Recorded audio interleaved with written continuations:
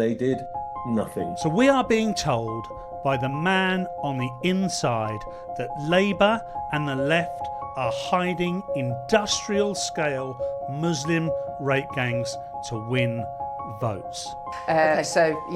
Look, people have turned a blind eye. I'm not denying that. That is an incredible statement. Will the Prime Minister please assure us that the final terms of reference will reflect these concerns?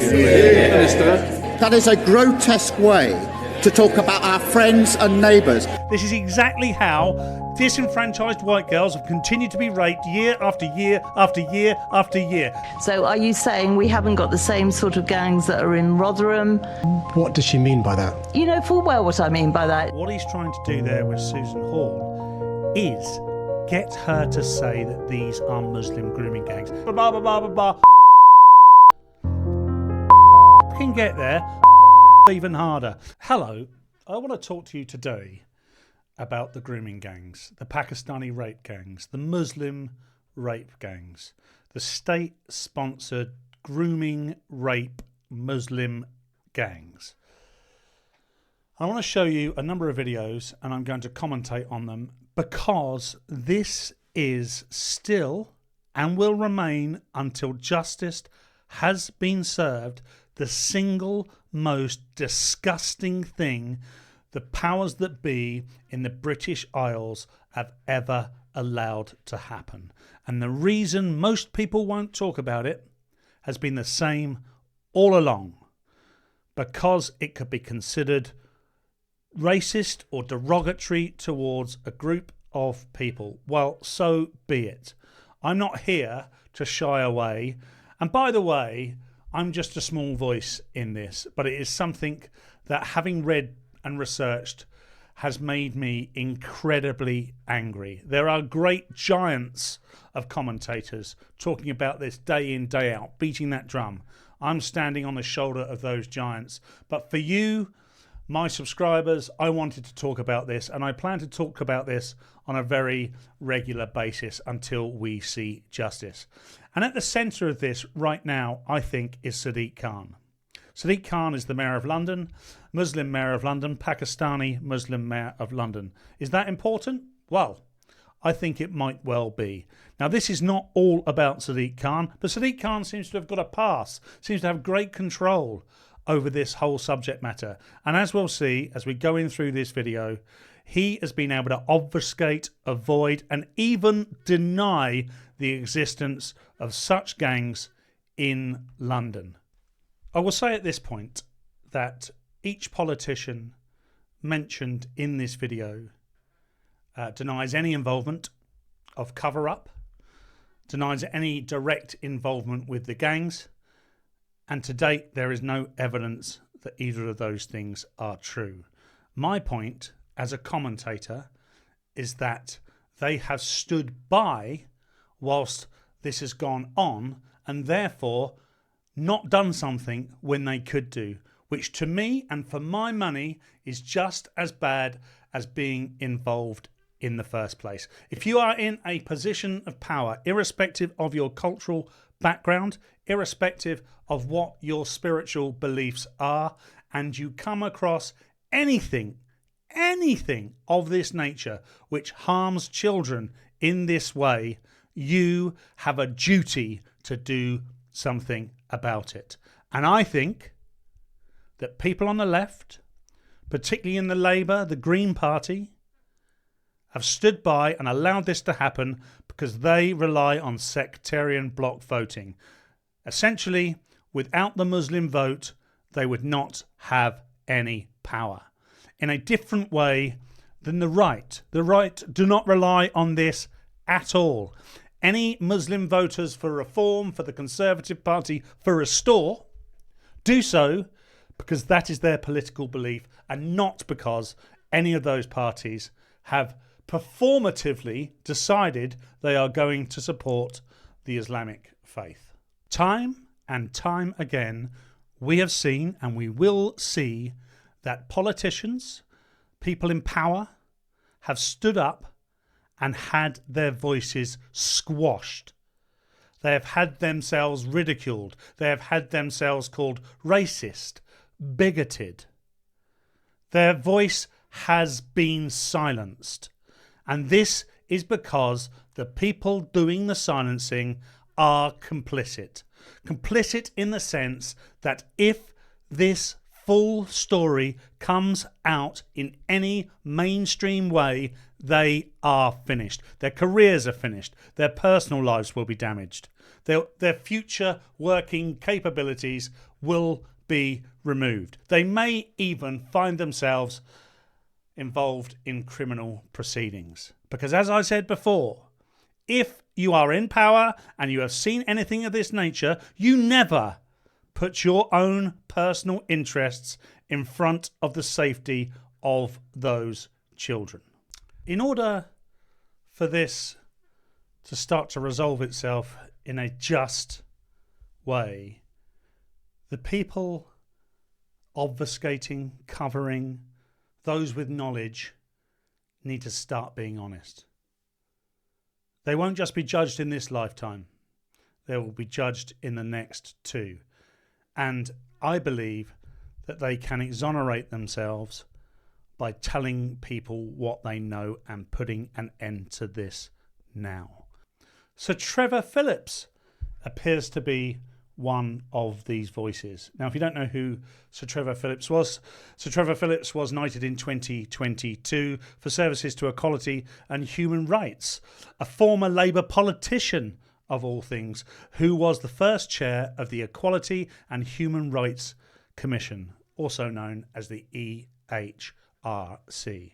What's coming together here is a really horrid combination that nobody really ever wants to talk about, which is the intersection of race and sexual predation. And, let's be honest that actually a lot of this is bringing those two things together in an unpleasant way. The issue about the grooming gangs inquiry is very straightforward. The government clearly never wanted these two things to be put together. And I suspect that their big reason for not wanting those two things to be put together is that much of this took place in areas which are run by local Labour councils, and that the authorities who ought to be watching over this, stopping it, monitoring it, and all of the rest of it were controlled by those councils, and they did nothing. So we are being told by the man on the inside that Labour and the left are hiding industrial scale Muslim rape gangs to win votes. This country has gone to war for less. So Trevor seems to be a lone voice at the moment. Not that the Labour MPs involved have denied that these things have happened, but they have managed to very skillfully skirt around the issue to make sure they do not alienate themselves from the electorate. MP Jess Phillips, a name you've probably heard many, many times before, and usually, particularly if you are following me, in a way that is not exactly enamoured us to her.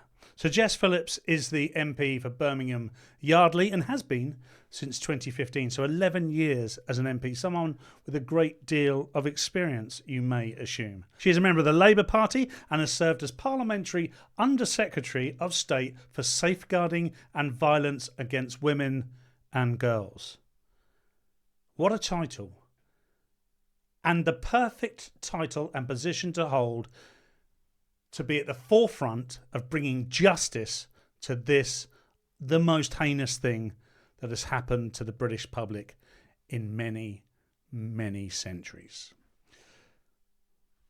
However, when calls in 2024 and 2025 were made for there to be a national inquiry into the grooming gangs, Jess Phillips denied it. Jess Phillips said this happened in Oldham, which was the case they were talking about at the time. So perhaps the councillors in Oldham should hold an inquiry. But let's think about that for a second. If you look at the demographic of Oldham, it's considerably Muslim. Very influential Muslim people who it is not in their best interest for this to come to fruition and have light shone upon it. So the idea that Jess Phillips would not hold a national inquiry but then concede that this should be outsourced to the great councillors of Oldham is a massive red flag. And for my money, this makes Jess Phillips entirely unfit to hold the position she does. She is compromised. She's not just compromised in Oldham or Rotherham or anywhere else, Greater Manchester, Luton, London, perhaps. We'll get to that in a moment. She is compromised because in the Birmingham constituents of Yardley, she was run extremely close by an independent Gaza MP. Jess Phillips doesn't want this to get out. Jess Phillips' career relies on this not getting out. What Jess Phillips is going to do is make sure that just enough comes out so that she looks as if she's doing something about it, but not enough comes out so that she is actually doing something about it. As I've said before, that is a crime. And if it's not a crime, it should be considered a crime. You cannot be the Parliamentary Under Secretary of State for Safeguarding and Violence Against Women and Girls and stand willingly by and not help. Now, if Jess was here now, she would deny that. But I present to you Jess Phillips. So when Baroness Casey says today it is not racist to want to examine the ethnicity of offenders, Of course not. You say absolutely right. Of course Yeah, not. okay, I okay. didn't think it was in forced marriage. I didn't think in moving forward on forced marriage. I didn't think it was racist in moving forward on female genital mutilation.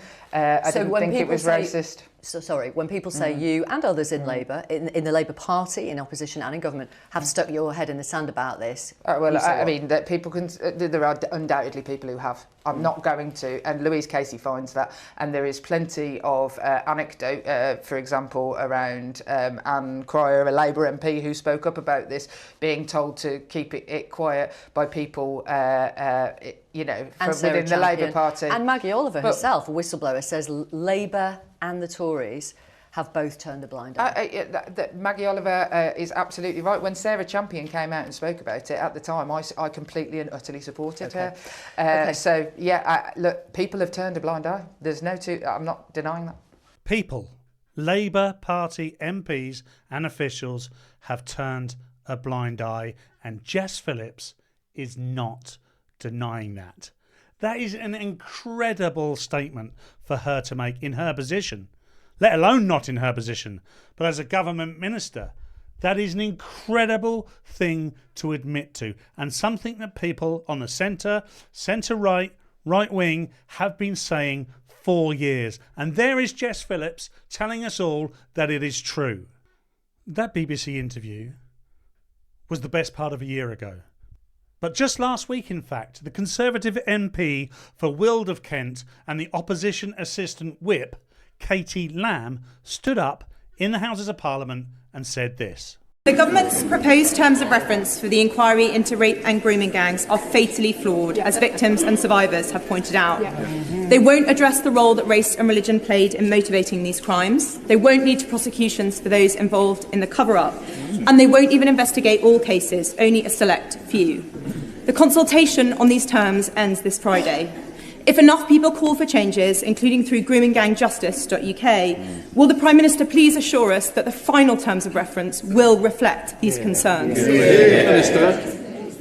Baroness Longfield is now beginning the work of the inquiry, with victims and survivors at the heart of the process. Under this government, convictions that are at the highest level ever. We're introducing mandatory reporting on child sexual abuse and putting a legal duty on police to collect ethnicity data. But forgive me if I don't take suggestions from the honourable member who said people legally and settled here should go home to ensure that the UK is culturally coherent. That is a grotesque way to talk about our friends and neighbours, and I rather suspect that her next question will come from her sitting up there.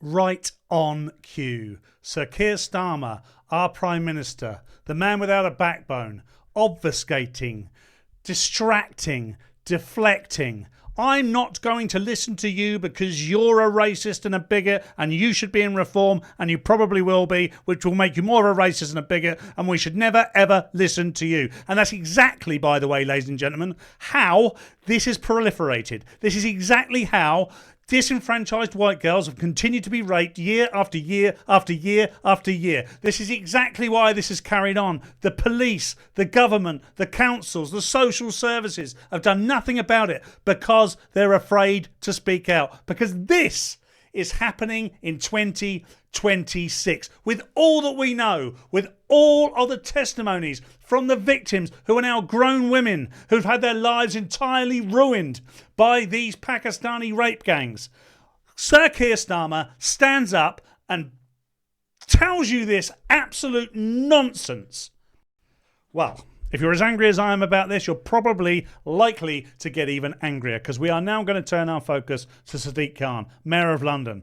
London, the once great capital city of our nation, now ruled over since 2016 by Sadiq Khan. I think, and I have personal experience of this, has done a terrible job, an incredibly terrible job of keeping women and girls safe in London. And why, do you ask, would he do that? Because he is culturally aligned to the very men who have committed these crimes. He too relies on their block vote. He too is a man who believes in sectarian politics, relies on it for his career, and has gotten away with it for 10 years and for God knows how much longer. Well, Susan Hall, the Conservative London Assembly member, has questioned him relentlessly on this. But look at how he reacts.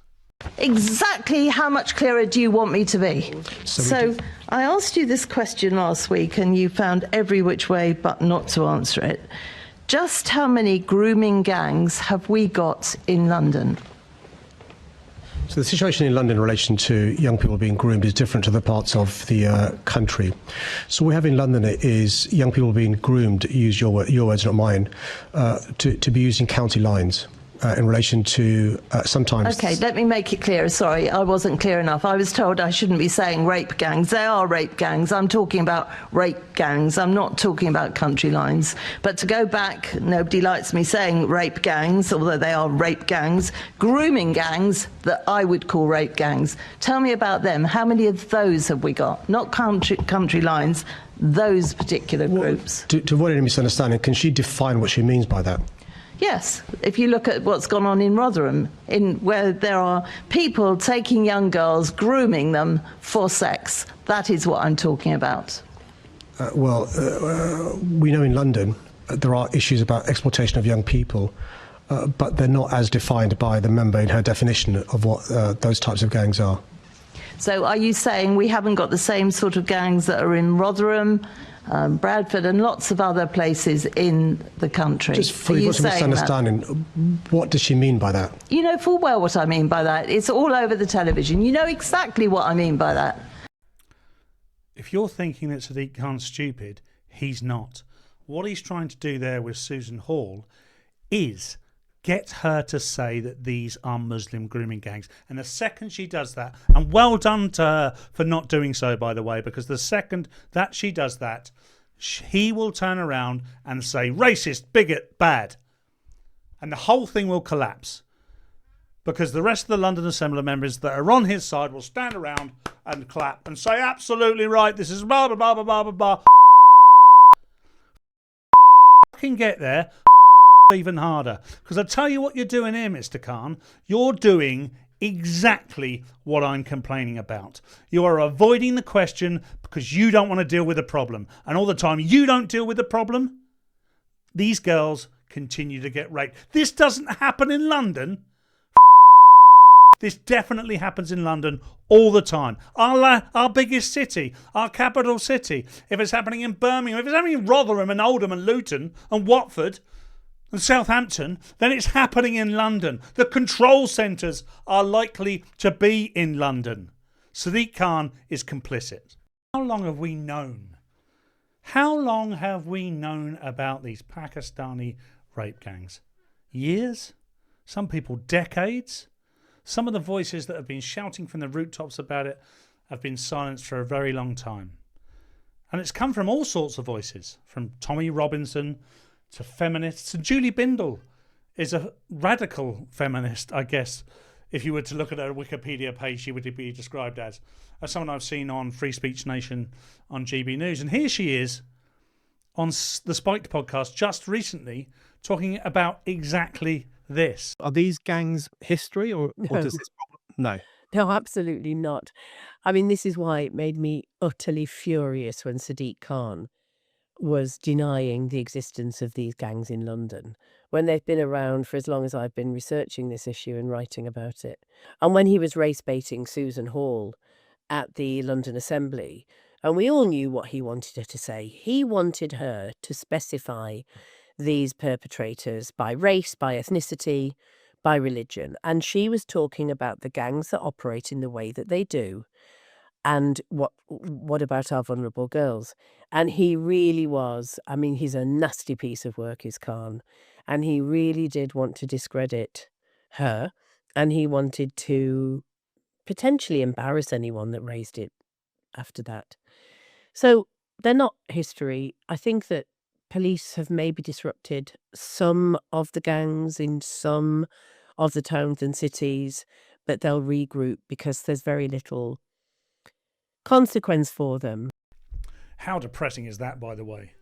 Years of this stuff, thousands, tens of thousands of disenfranchised girls systematically raped on the grandest scale you can ever imagine. And by the way, if you got to this point in the video and thinking, oh, why is Paul not mentioning all the white men? It's got nothing to do with this, okay? We're fully aware, you dickhead. This is just about what's going on, why it's going on, and why it's able to proliferate. And it's because our senior-most politicians on the left are allowing it to, because it's not in their favour. It's just going to carry on. It's just going to carry on. We've got Rupert Lowe's inquiry going on. I'm sure that's going to yield all sorts of incredibly damning and disgusting things, but they'll do nothing about it. It's not even getting reported in the media. It's barely getting any airtime anywhere. I've seen GB News report it. I think I may have seen Talk TV cover it a little bit. But other than that, it's not going to stick because of exactly what I've been talking about. We're all racist. You're racist. You're racist against white people. That's right. You. Jess Phillips, Keir Starmer, Sadiq Khan. All of you are just exactly as you're describing us to be. So you can stay in power. So you can furnish your pockets with extra money. I've just had enough of this. And by the way, it doesn't matter if I've had enough of this. It doesn't matter how angry I get in this video. It's not going to stop. It's not going to stop today. It's not going to stop tomorrow. But it has to stop at some point. Look, I hope if you've watched this video, you've liked the content for what it's worth. It's not nice. It's really not nice. And, you know, I've read some of the testimonies from some of the court cases, and these people are disgusting. The perpetrators are disgusting. The people that cover up for them are disgusting. But the only way we're going to get justice is if people understand. And it's not you and I, by the way. It's our friends and family who don't understand what's going on, who don't understand the cover-up. The only way they can understand is if we share it with them. And we have to do it in the best way possible. I'm angry. I've sworn. I'm accusing people of covering up, and I truly believe that they are. But we need people to see it. So share, like, subscribe. This is going nowhere. We can play a very small part. We have to play a very small part.